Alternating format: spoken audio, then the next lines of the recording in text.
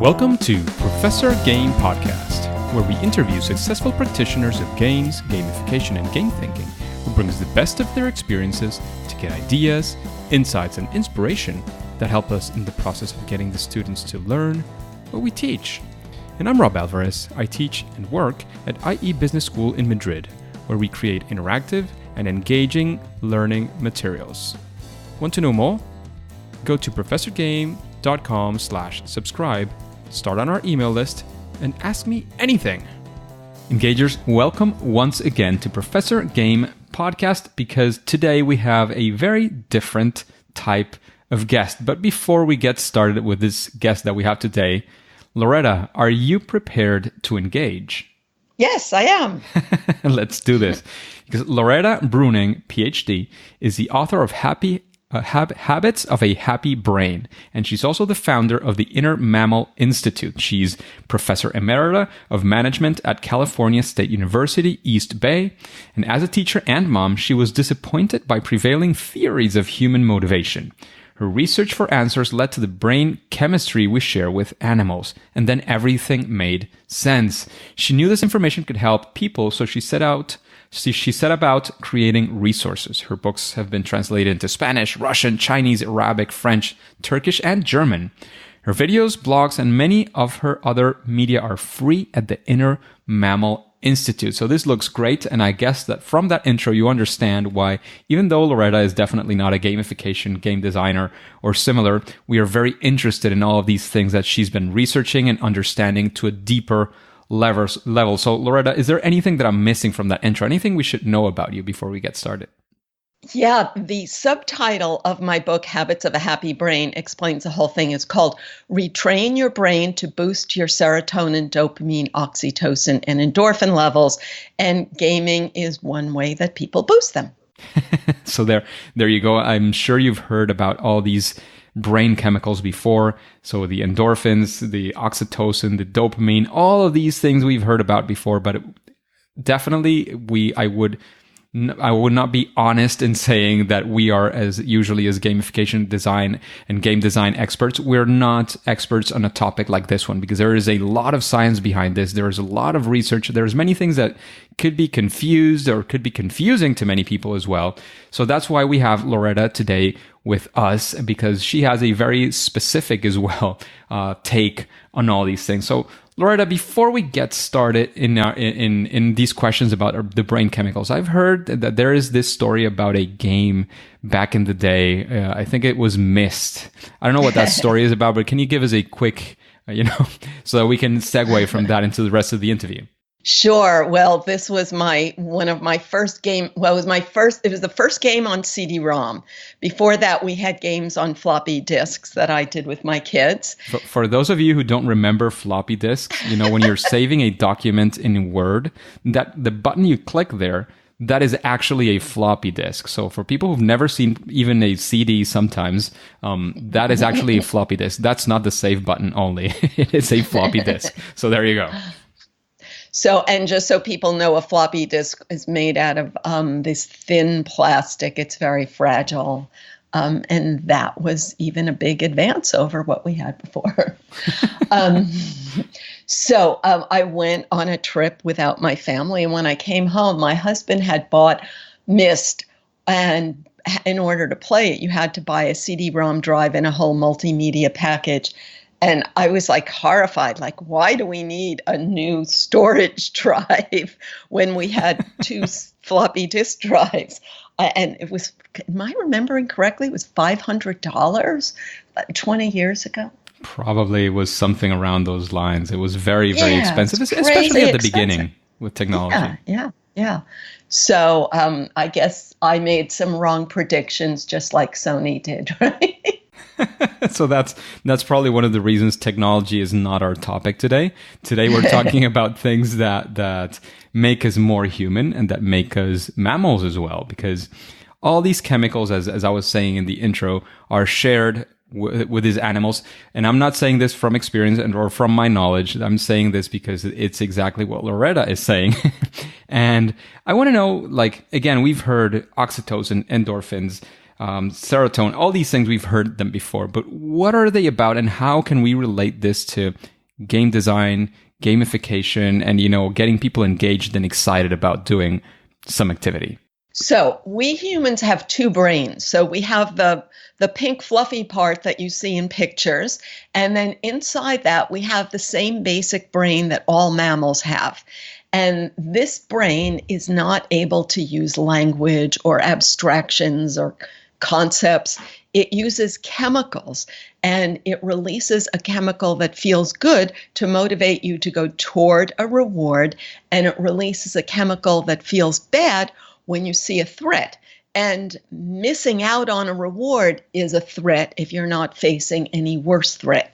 So in the animal world, you're constantly spending your day, releasing a reward chemical that motivates you to take step toward something that meets your survival needs, or a threat chemical that motivates you to step away from threats. Now, in the human world, when we don't have predators chasing us and our bellies are full, but we still seek the feeling of these chemicals because that's the job our brain is evolved to do. But we don't understand that that's what we're doing because our mammal brain can't talk in words to the pink fluffy part of our brain. And the verbal part of your brain thinks it knows everything and comes up with sophisticated rationalizations for what it does, rather than realizing it's just doing stuff to motivate the happy chemicals and escape the unhappy chemicals. That's a basic intro. So that makes a lot of sense. And I think I've talked about this before, because many times when we're talking about motivation and we're talking about the evolution of humans and so on, sometimes we if you think about it, our brains haven't changed that much from the time when we were living, in caves or whatever it was we were living in 10,000, 20,000, 50,000, 100,000 years ago. And the conditions in which we were quite different. As Loretta was mentioning, a threat in those days is a completely different thing from what a threat means these days. And that has, consequences on stress, on engagement, and many, many other things.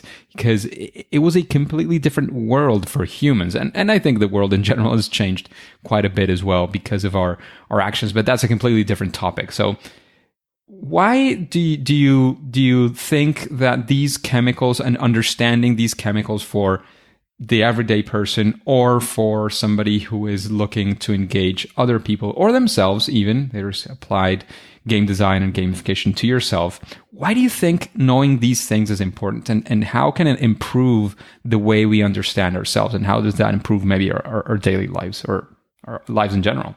I'll explain each of the chemicals and what they do in the animal world, and that will make it so easy for people to see the parallels between seeking the chemicals and playing a game.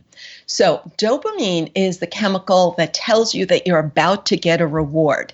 And when an animal wakes up in the morning and it's hungry, it can't go to the refrigerator. So it has to scan its environment and look for something edible. And when it sees something in the distance, it's like, oh, look, there's a piece of fruit. I'm going to step toward it. So that first feeling of, oh, look, there's a piece of fruit, that stimulates dopamine. And that feels good because that's the brain signal that you're about to meet a need and relieve your hunger. Relieving a threat is the most important motivator. So that's sort of the anticipation of the reward, yes, more than the reward itself, right? Exactly. But the reason that it feels good and you have that anticipation is because the reward itself was experienced in the past. So if a monkey had a certain fruit in the past, that built a neural pathway, the good feeling of like, wow, this is so good, that it built a dopamine pathway. And today, all you have to do is see it, and it turns on the dopamine pathway today. So why would it? Just a quick question on that. So maybe the first time that the monkey saw the fruit and had it, so that first time, there Yes. was a release of dopamine at the moment that the monkey was having the fruit? Yes, exactly. interesting. Because it met a need, because those calories relieved hunger, and they're not cognitively understanding that, but every young monkey learns to feed itself. Otherwise, it will starve to death as soon as it's beyond its lactation stage. So Evolution. everyone figures, yes. So every monkey figures it out because dopamine makes it feel good, and dopamine builds a reward pathway anytime you experience a reward, which wires you to seek that reward again. See? So, and each step closer stimulates more dopamine. So once the monkey says, oh, there's something that will meet my needs and I can get it. So it has to have both. It will meet my needs and I can get it. And then each step closer stimulates more dopamine. So there's a separate feeling when you're playing a game that there's a reward and you have to step closer and you keep getting more dopamine. But why is the reward of that game relevant to you? Something in your past experience created a link. I'm going to feel good if I get this reward. So the first experience is fundamental in a game in that sense, and that's what we've seen through many things. But this is probably the reason why those first experiences are so important. So that first neural pathway is created, and then it has to be fed every now and then so that the player is receiving these shots of dopamine, so to speak, for every now and then, because of course you cannot live on dopamine constantly, right? Yes, and it's easy to see how a lot of games rely on something like, let's just say, candy, a reward that is already familiar to your brain. So you're stepping toward candy. But another thing is social reward. So that's another huge topic.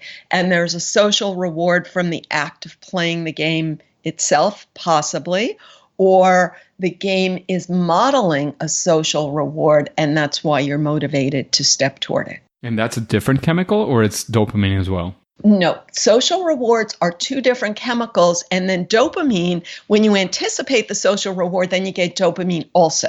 So social rewards, there's two different kinds. So if you think about it, there's one social feeling of belonging, and there's a different social feeling of like, I'm the man. Like, it's called social dominance or social importance, or respect or recognition, or let's call it winning, frankly. Achievement. Exactly. And that's separate from like being accepted as one of the gang. So from an animal perspective, being in a herd feels good, but it's not the kind of social support that we humans idealize with our big brain, because in fact, animals seek a herd so that someone else gets eaten by the predator because they push their way to the center of the herd. So we all have this herd feeling because when you're isolated, your mammal brain says, whoa, I'm the one that's going to get eaten, so I have to find a herd. And when we are isolated, we feel bad, so we seek that, and that's the feeling of oxytocin. And that's separate from, I want to be a person of importance in my herd. I want to be recognized, and that's serotonin. I'm going to pause for a second and go back to the oxytocin. So that is when you feel part of that herd, and I'm guessing again that this is related because, as you were mentioning, back in the day, not being a part of a tribe, of a gang, it would almost definitely mean that you were not fit to survive. I mean, we're Exactly. I don't know, a wildcat. There's so many animals that can just survive on their own in the wild. Our bodies are fragile. So our evolution is to be within a social environment that allows us to actually survive. Is that right? Actually, almost all animals make groups. So a wildcat, very few exceptions, and a wildcat is the exception, but almost all other mammals seek groups. Okay. And then you were moving on because we were talking about these two separate brain chemicals. So now we've gone through dopamine, which is the anticipation of the reward, and the first time that you get it, it's actually the reward itself. But then it's actually the anticipation of that reward. Then right now we were talking about oxytocin, which is the dopamine that is released by conducting activities that make you feel part of that group. So a modern example would be, I don't know, I'm a fan of football. So, rooting for my football team or wearing the t-shirt of that football team makes me feel part of that group. So that is probably releasing oxytocin. right? That's a great example. And also, I'm thinking of like a multiplayer game. Absolutely. Or if you get invited to play games with people and you don't get, excuse me for saying, if you possibly didn't get invited to some other thing, then your brain connects gaming with the safety of the herd and the relief of that threat of isolation. Yeah, and I don't know if you've read it as well. There's many people talking about there's the positives and the negatives of gaming and so on. But one of the things that people have been talking about and discussing quite a bit, at least that I've found recently, is about one of the benefits of gaming is that it's a place where people who are not necessarily very good at social skills are finding their place and are finding a place where they can be open. They are sort of hidden behind the avatars, for example, so that you don't know who this person really is. If you try to hurt this person, emotionally, they can just shy away, disappear, and go to another group and feel welcome there. So there has been a lot of talk recently about how games are able to do this very, very effectively. Yes, and it would be even better if it led to skills that could transition to other social contexts. Absolutely. That makes it absolutely even better. What I mean is, within a context where we have even heads of state saying that, violence and whatever is responsible, the games are responsible of so many bad things. I think that it's also important to share the good news that are actual things that are happening now, not just about the potential, which many things do, but in general, games are that sort of social integrator for people. So I guess we have understood now, at least the basics of these two chemicals. What is that other one about achievement or priming, socially priming? It's not just being part of the group, but being, maybe a leader or maybe a prominent figure. How does that translate again into the mammal world, into the humans, and how can we use these kinds of things in our designs? Well, it's amazing to learn. I was amazed to learn that animals have social hierarchies. So every mammal group has a hierarchy where every individual knows how they stack up against others. And their brain is always keeping score of that. And when they get a little advanced in their social power, for one moment, they get a little burst of serotonin. And when they lose social power, they get a little burst of cortisol, what's called the stress chemical. And the simple example is if you're a monkey and I'm a monkey and there's a banana between us, if I'm the weaker monkey and I reach for that banana, you're going to bite me. And getting bitten is a big survival threat, bigger than just losing out on a banana. So, a mammal will go and look for, I'm going to go find a different banana next to someone where I'm the stronger individual. So our brain is always looking for, how can I be in the one-up position? Because it's a matter of life and death. I won't get the banana. I won't get the mating opportunity unless I put myself in the one-up position. And serotonin is your brain's reward. It's like, yes, now you're the one-up position, so you can act. You're the one who's primed to get this reward, and it's because you're in that social skill. So I was listening to you, and relative strength. Exactly, relative strength. So I was thinking about what you were saying, and two things came to my mind. The first is a rather discussed thing about leaderboards and relative leaderboards as well, where you don't want to see your position if you are number 101. But you might want to see how you stack with the two people above you and the two people below you, because that's a competition where you can compete. That's a great idea. Yes, exactly. And there you can maybe see if you are able to, stack up over there. And within that, my doubt here comes in, and especially since we're talking about these chemicals and about, human behavior, is there a difference? Like, again, biologically, I want to try to be as neutral in that sense as possible, but biologically, is there a difference in mammals between the male behavior with this brain chemical and female, like male and female? Is there a way? Because social priming, one of my in monkeys you were mentioning, there's a big difference between the male monkey and the female monkey, and what they're trying to achieve, and what does that social scale look like. That's what I'm guessing, but I'm not. Of course, I would like to defer to you for this thing? Like, is there an essential difference there, or or again, usually, or is it exactly the same? Oh, sure. I'll explain that. But first, let me give you this example, and then you'll see. Great. When you mentioned if a person is in position 101, they don't necessarily want to see that. But if they give their relative, that's a great idea, because when you get serotonin, you only get it for a few minutes, and then you have to stimulate it again and again. So it's the same for all of us. Just because you have a good position doesn't mean you get it forever, because the person who's in the number one position out of 500 players, all they're worried about is losing their position. So we all only get a little bit each time we gain position, and then we worry about losing it.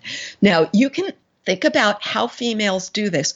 We all want to do it in a way that works. So females do it, but in different ways, because they want to do it in a way that works. So if I'm a female and I get into a fight in a bar, I'm probably going to lose. So that's not a way for me to get into, so that's not a way for me to gain a one-up position. So each of us would look for an environment where we can win. So a person, male or female, who has, let's say, very good looks. They're born with very good looks. So they may focus on that because they expect to win. Someone who doesn't have that, then they look for some other skill. They look for, where can I win? And that's what we're all doing. Now, from the monkey perspective, from evolutionary perspective, males tend more toward a quantity strategy, and females tend more toward a quality strategy, because females can only have a limited number of reproductive opportunities in terms of passing on their genes. So from a female's perspective, keeping the child alive promotes her genes more than just making more babies. So that the quality behaviors, but it's for the same goal. And that's why we know females who seek the one-up position in their own way, among other females, among males, in whatever hierarchy they're in, but they just do it in a way that works for them, and males do it in a way that works for them. And how do you know what works? Is whatever turned on your serotonin when you were young built a pathway that makes you expect that to work today. Wow, that's so isn't interesting. That crazy? Yeah. And that, of course, makes, again, being as neutral as possible, but there is a biological component there in which the way and the strategies that are wired into our brain chemicals are working in a way differently. I mean, it doesn't mean we cannot achieve the same things. It doesn't mean that we cannot do it even through the same means, but of course, we're going to try to look for effectiveness. So the strategies, usually from a female and a male, are going to be differing in certain ways, because one of the things that I've heard about as well is, and that there's a few experts as well on the gamification field talking about, the female perspective. And again, this doesn't have to do directly necessarily with gender only. I mean, there's people who have, there's men who could have some of these related to female characteristics and back and forth. But there are like certain characteristics that you have to think about when you're catering as well to some people who might be having those characteristics that tend to be more female. So I think that was very interesting discussion as well. Yes. Well, a simple example of that, conflict. Some people enjoy it and some people don't enjoy it. I personally hate conflict. And so a game that is rooted on conflict is going to make me uncomfortable. So if a person can invent a game that's not rooted in conflict, I'm going to like it. Yeah, absolutely. And that's where collaborative games come in as well. And then there's the mix of having collaboration within a team that has a conflict with another team or another set of teams and so on. So there's all sorts of mixes in there. And there's also as well all sorts of games and gamification strategies. So there is, you mentioned that there were 4 of these main brain chemicals. You mentioned cortisol, but I'm guessing that's not the 4th one. What would be that 4th chemical, and how does it work for us, for humans? And again, if there could be any great examples of how we can take advantage in the best of senses for our designs, that would be great as well. Sure. the fourth happy chemical, cortisol is an unhappy chemical. So the fourth happy chemical I talk about is endorphin. And it is chemically the same. It's an opioid that we naturally make. And endorphin means endogenous morphine. So it is a chemical that masks pain. And in the animal world, if you have a predator whose jaws are clenched on you, but you're still able to run and save your life because endorphin masks pain for 15 minutes. And it's only stimulated by real physical pain. So we're not designed to inflict pain on ourselves to seek it. And so that's why I'm always very careful, because I live in a community with a lot of exercise addiction where people inflict this kind of pain on themselves to get the endorphin, and I'm not advocating that. But it's nice to know that laughing triggers a little bit of it because it jiggles internal muscles that we don't use that much. So I'm thinking about a person either watching a football game or playing a game, and when you have like yay, when you cheer, to me that's endorphin. Interesting. I had no idea that that's the way it worked, and it was only related to some sort of pain, and that of course again that pain could be even from laughing, as you were mentioning, because that's triggering some things that are not usually triggered, and in a micro level it's also triggering a little bit of pain, and that's where the endorphins kick in. Just a little bit of endorphin. So it's not the quote unquote endorphin high that people get from running. And I'm saying that we're not really meant to chase a high, but we could be happy with little moments of it. Interesting. So there's many like small ways in which you can achieve that. But it's interesting to know that there has to be a little bit of pain, a little bit of struggle. And my question here is, because one of the things that our games are good at is posing a challenge, basically putting obstacles to people, because a game, it can be even defined by many people as a series of obstacles that you're meant to overcome. Yes. So those struggles and those challenges that are posed to people, can those trigger as well the endorphin, even if it's not in a physical sense, if it's not a physical challenge necessarily? So, an obstacle, I think, triggers cortisol, which is the stress chemical. So it's the relief of cortisol. It's the release of an obstacle that triggers dopamine in the thought, and then endorphin when you physiologically, jump up and have that, your breathing muscles, when you have like a burst of excitement in your breathing muscles. And it's when I equate it with pain, it's because these muscles are not getting enough use. And when you burst them into action, that's the point. So bottom line, laugh a lot, but not too much, because if you laugh too much, you'll be exercising your laughing muscles, and then you won't get your endorphins from laughing. That's the problem of what's called habituation. Yes.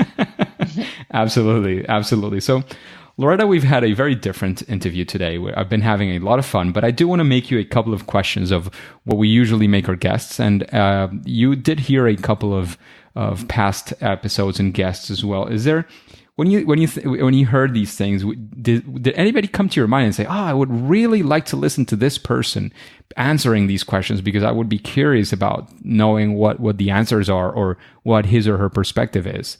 Did anybody come to your mind that you would like to listen to, like in an interview here in Professor Game? Oh, I'm sorry. You know what? My memory is not that good, so I don't remember them. Sorry. No worries at all. That's fine. And again, we also understand and we also know that you're coming from a different field, so that makes a lot of sense as well. But we just wanted to know if there's anybody who popped into your mind when you heard that and you say, I've heard or I read this interview here or saw this or that thing, and I would really like to listen to this person before. Yes, I could think of people. They weren't necessarily on your show. Yeah, exactly. Yeah. Oh, okay. So my hero is David Attenborough, and he does the wildlife videos. And most people, if they heard his voice, they would know him instantly.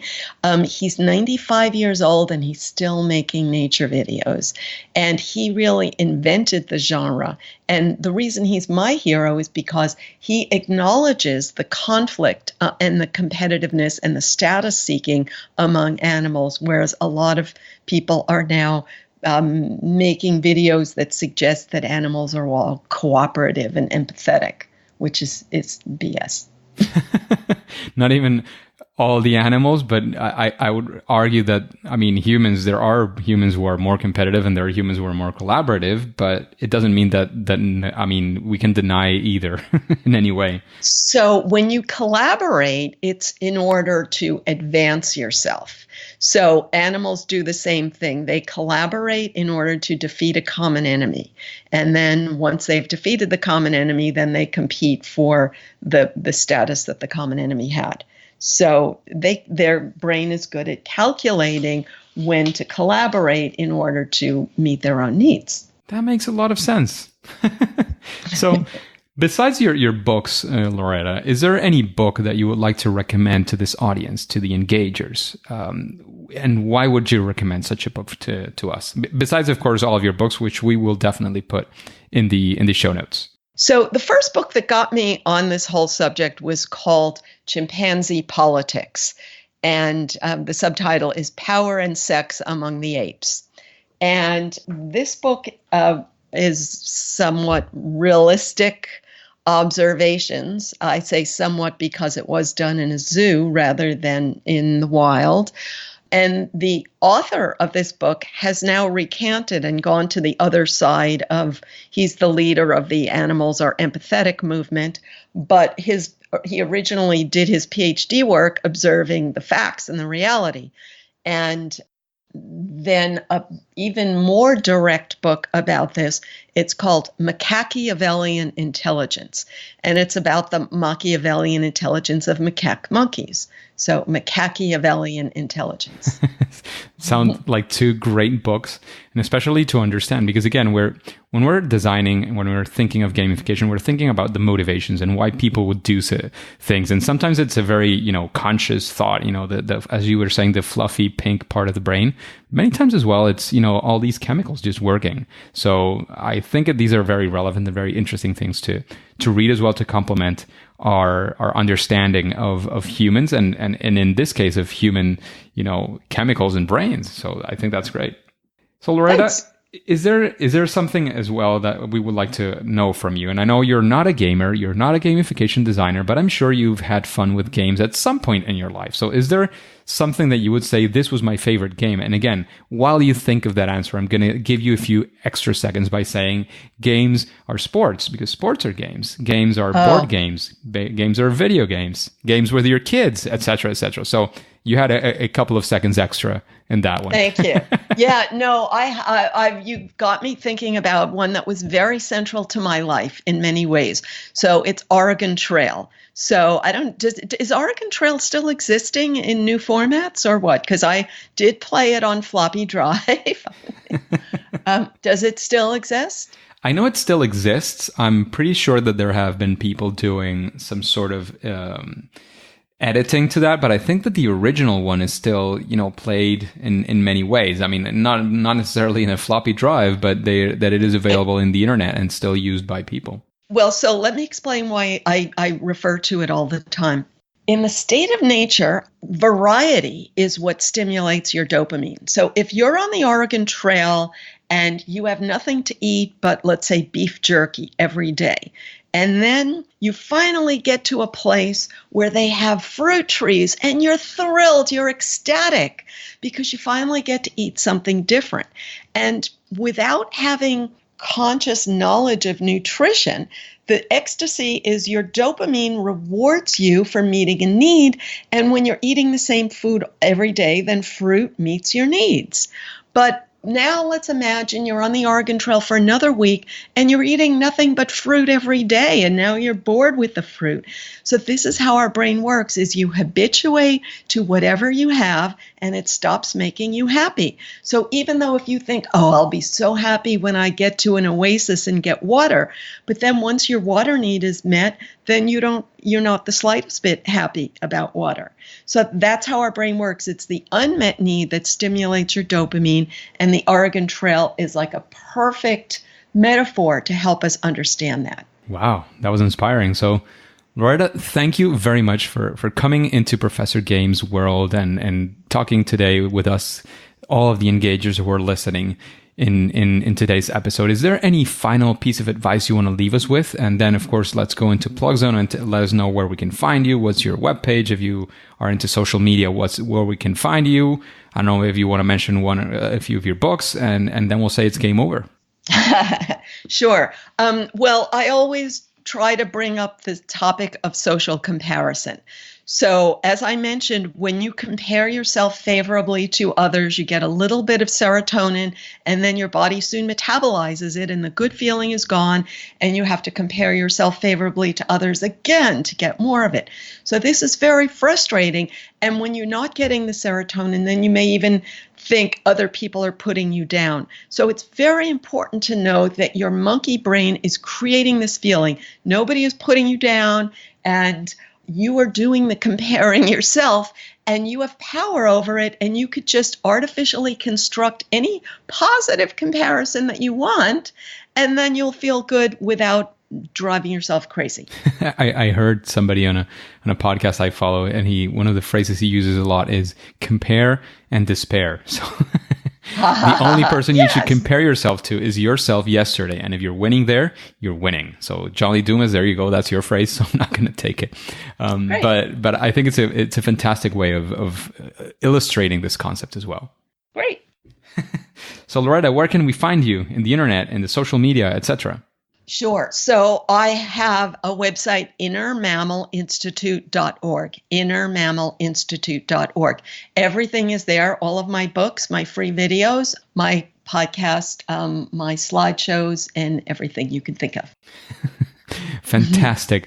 Thank you very much once again for being with us today, Loretta. However, for now and at least for today, it is time to say that it's game over. Bye.